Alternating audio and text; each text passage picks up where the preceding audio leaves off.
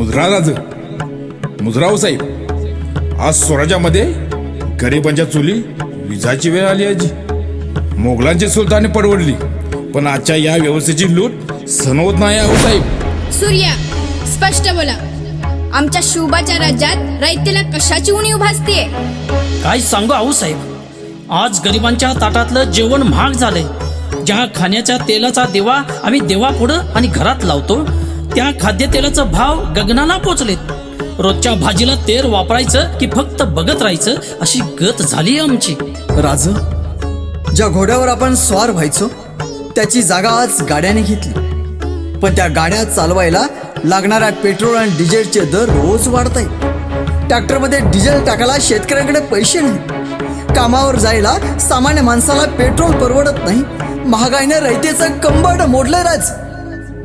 पण सूर्याजी, व्यापाऱ्यांनी आणि अधिकाऱ्यांनी रयतेची अडवणूक करू नये असा आमचा कडक हुकूम आहे ना.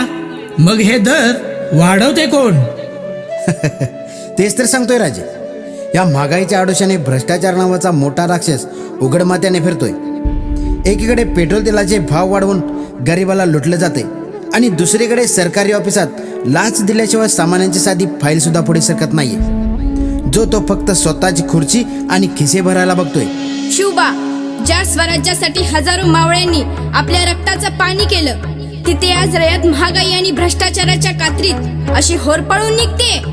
या अन्यायाविरुद्ध आमचा शुभा कधी बोलणार? सूर्याजी, जा आणि सांगा त्या खुर्चीत बसलेल्या राज्यकर्त्यांना आणि लाचखोर अधिकाऱ्यांना की छत्रपतींचा कायदा अजून संपलेला नाही.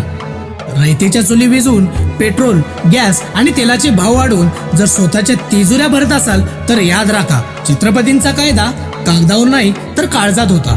रयतेला लुटणाऱ्या भ्रष्टाचारांनो, जर जनतेचा अंत पाहत असाल तर तुमचे हातपाय कलम करायला आणि या कलियुगात पुन्हा शिवशाही आणायला हा शोभा पुन्हा जन्माला आल्याशिवाय राहणार नाही. हरे हरे